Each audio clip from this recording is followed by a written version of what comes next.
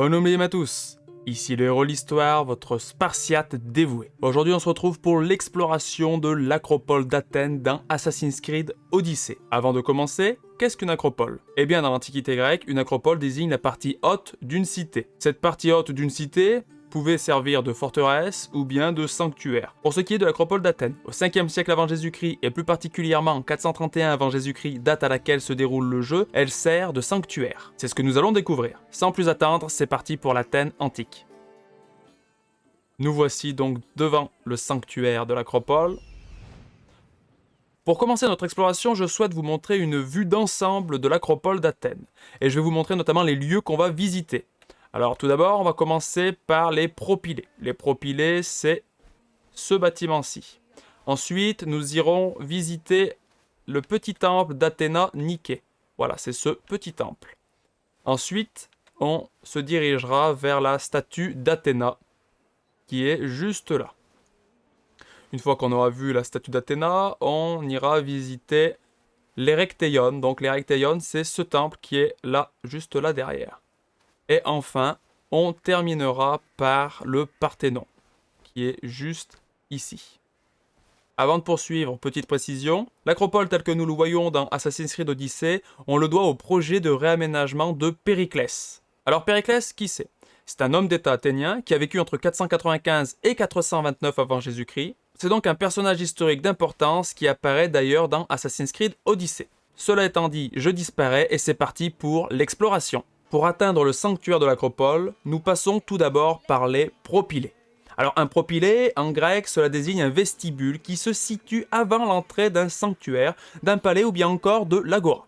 Pour ce qui nous intéresse, là il s'agit d'un sanctuaire. Au pluriel, les propylées désignent plusieurs structures formant une entrée monumentale, comme ici. Ils permettent d'atteindre le sanctuaire de l'acropole. La construction des propylées commence en -437 et s'arrête en -432. À la veille de la guerre du Péloponnèse donc. Au départ, le plan de Périclès était plus ambitieux, mais il n'a pas pu aller jusqu'au bout de son projet. L'architecte des propylées, à savoir Mnésiclès, a associé l'ordre dorique pour la façade à l'ordre ionique pour l'intérieur donc des propylées. Je vous explique rapidement ce qu'est un ordre.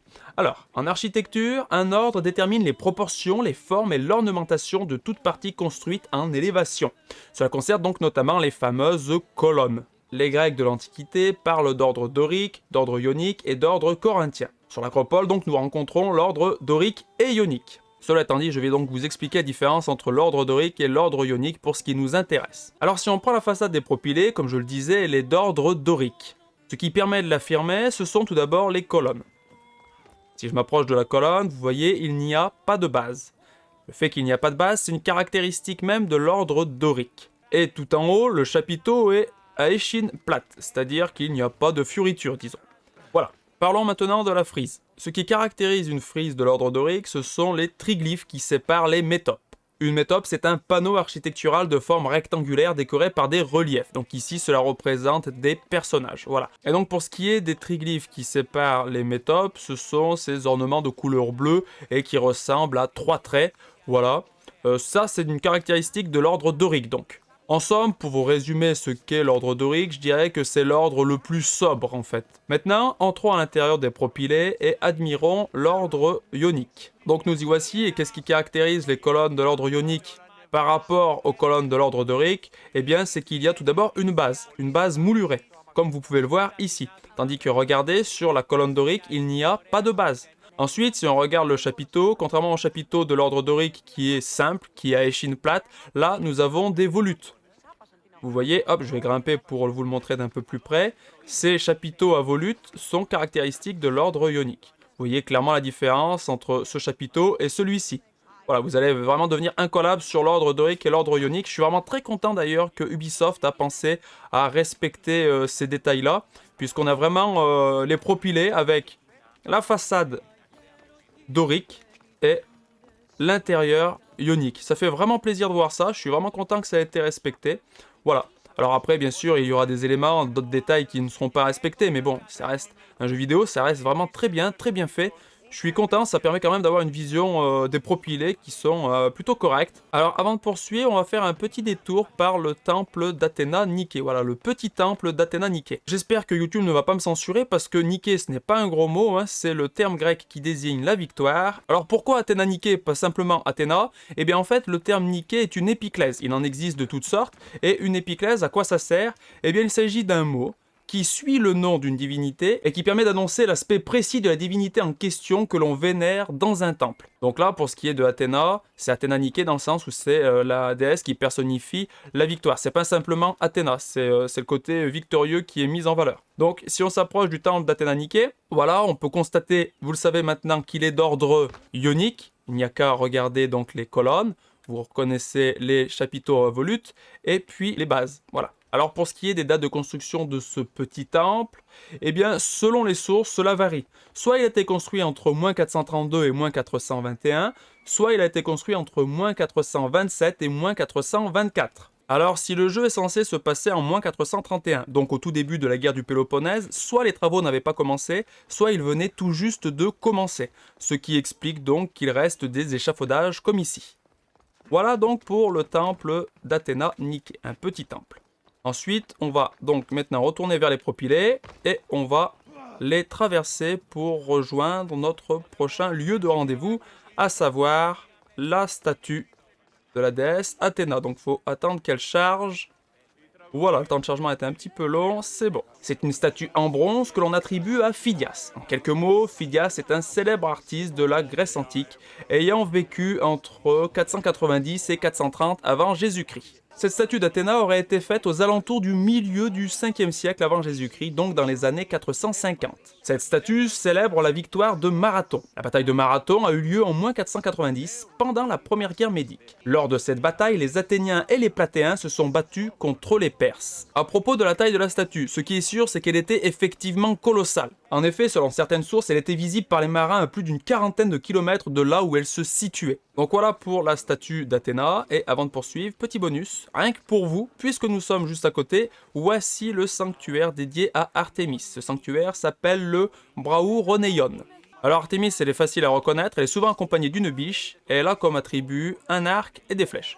Donc voilà pour ce petit sanctuaire dédié à Artémis, Artémis qui est la déesse de la chasse. Et maintenant, deuxième petit bonus, parce que je suis vraiment très sympa, c'est dans ce bâtiment que ça se passe. J'y suis tombé dessus en visitant l'acropole pour préparer cette vidéo, donc j'ai fait une pré-visite de l'acropole et ensuite j'ai fait mes petites recherches histoire de prendre quelques notes, voilà. Et donc ce bâtiment, il s'appelle la chalcothèque. À quoi servait ce bâtiment? Eh bien il servait à entreposer les offrandes en bronze. Et quand on regarde, effectivement, on trouve des éléments en bronze un peu partout.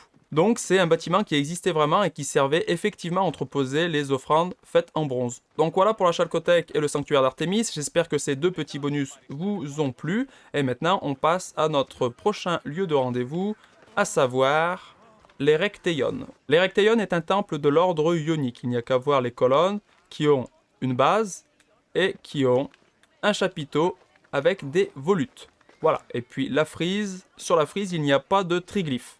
Alors pour ce qui est des dates de construction de l'Erechtheion, là encore, selon les sources, ça diverge. Moi, les dates que j'ai retenues, je vais vous les dire. Il aurait été construit en deux temps, entre 421 et 414, puis entre 409 et 406. Bien sûr, les dates sont toujours avant Jésus-Christ. Donc à l'époque où se déroule le jeu, finalement, l'Erechtheion n'était même pas construit, n'avait même pas commencé à être construit. L'Erechtheion est un lieu de culte essentiel de l'acropole, mais contrairement aux autres temples de l'acropole, lui, il n'est pas consacré à une divinité en particulier, mais il rend notamment hommage à Athéna, Poséidon ou encore, par exemple, à deux personnages mythologiques comme Cécrops et Érectée. Là, dans la reconstitution que propose Ubisoft, on peut voir notamment une statue de Poséidon, une statue d'Athéna et potentiellement deux statues qui pourraient évoquer Cécrops et Érectée.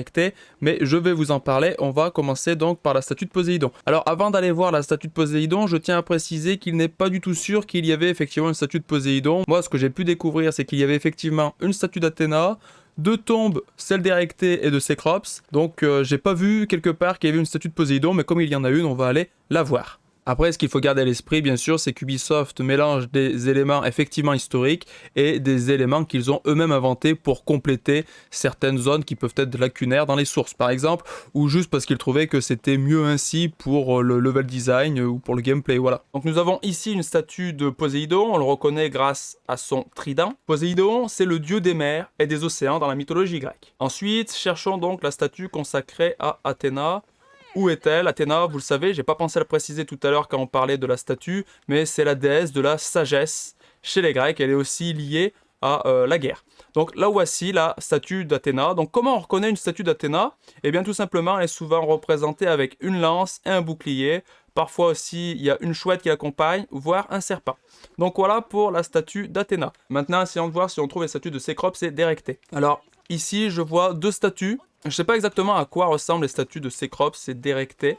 J'ai pas trouvé d'informations là-dessus, mais potentiellement, je pense que ça doit être les statues liées à Cécrops et Érectée. Voilà, j'en suis pas sûr, je peux pas l'affirmer. Je vais quand même vous expliquer qui sont ces deux personnages.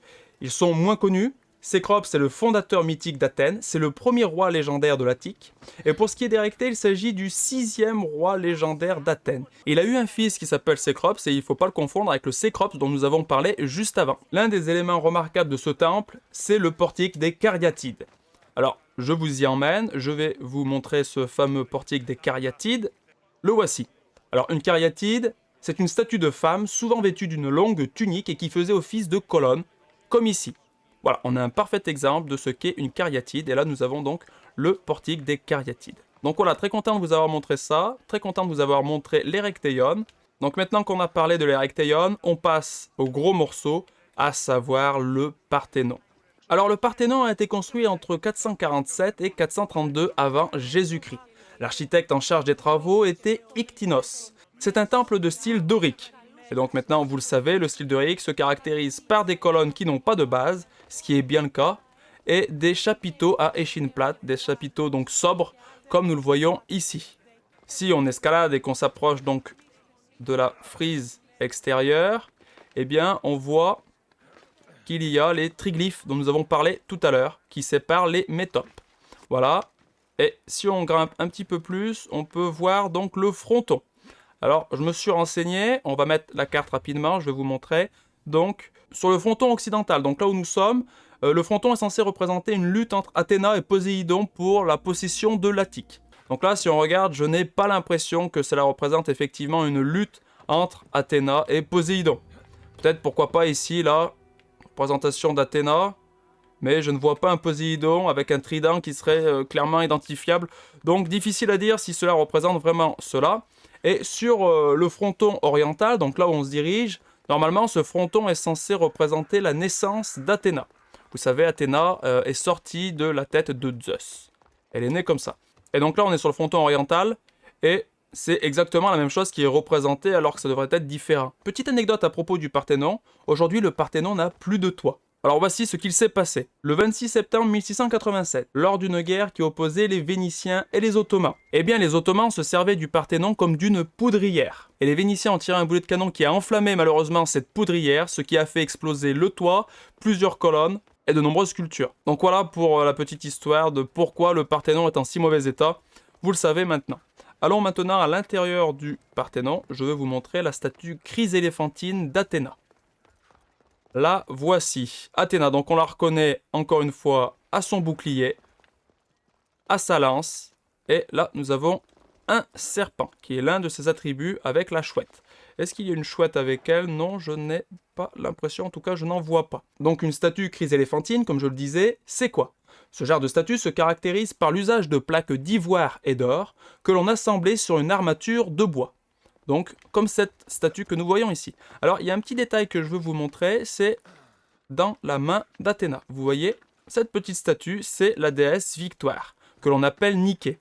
Donc, soit Athéna pouvait être Athéna Niké et représenter la victoire en elle-même, donc c'est l'Épiclèse qui l'a qualifiée précisément, soit en fait, Niké était une déesse indépendante, comme nous pouvons le voir ici, et là, c'est bien la déesse Niké qui est représentée dans la main d'Athéna. Donc voilà pour la statue chryséléphantine d'Athéna, accompagnée d'une petite statue de Niké. On va ressortir du temple et je crois qu'on a fait à peu près le tour de ce que je voulais vous montrer. Si, on peut aller à l'autre bout du temple, on en prend la direction, je vais vous montrer la salle qui servait à entreposer le trésor d'Athènes et de la Ligue de Délos. Donc la Ligue de Délos, c'est une alliance militaire qui était constituée autour d'Athènes et qui était opposée pendant la guerre du Péloponnèse à la Ligue du Péloponnèse qui était constituée autour de Sparte. Donc voici le lieu où était entreposé le trésor d'Athènes et de la Ligue de Délos. Alors le trésor d'Athènes, il servait à quoi? Il servait à financer la guerre, il servait à financer les projets de la cité, etc. Et notamment l'acropole d'Athènes, telle que nous la voyons dans Assassin's Creed Odyssey, a été financée en partie par le trésor d'Athènes et de la Ligue de Délos. Voilà, donc Athènes n'hésitait pas à piocher dans l'argent que ses alliés lui avaient confié pour construire ses propres monuments. Voilà pour cette petite promenade Culture and Chill sur l'acropole d'Athènes. J'espère que vous avez passé un bon moment. N'hésitez pas à commenter et à me dire justement ce que vous en avez pensé. Si vous avez aimé, n'hésitez pas à liker, à partager et à vous abonner à ma chaîne YouTube. Je referai sûrement d'autres vidéos comme celle-ci dans Assassin's Creed Odyssey. Il y a tout un tas d'autres lieux que l'on peut visiter dans ce jeu. Rien qu'à Athènes, on peut aller voir l'Apnix, le temple d'Héphaïstos, l'Agora, etc. Donc c'est vraiment très riche culturellement, très riche historiquement. Voilà, j'ai plein de choses encore à vous dire, à vous expliquer, à vous raconter, à vous montrer. J'espère que vous serez là. Que dire d'autre? Eh bien, n'hésitez pas à aller voir les autres vidéos que je propose sur ma chaîne. Il y a des Let's Play Culture and Chill dans lesquels on fait le jeu en entier tout en s'amusant et en découvrant les références culturelles que l'on trouve. Il y a des vidéos qui sont en fait des focus sur une franchise ou un jeu vidéo en particulier. Enfin voilà, il y a tout un tas de vidéos que je vous propose d'aller découvrir sur ma chaîne. On s'approche de la fin. J'ai vraiment apprécié faire cette promenade Culture and Chill avec vous. Je vous dis à la prochaine fois. C'était le héros de l'histoire pour vous servir.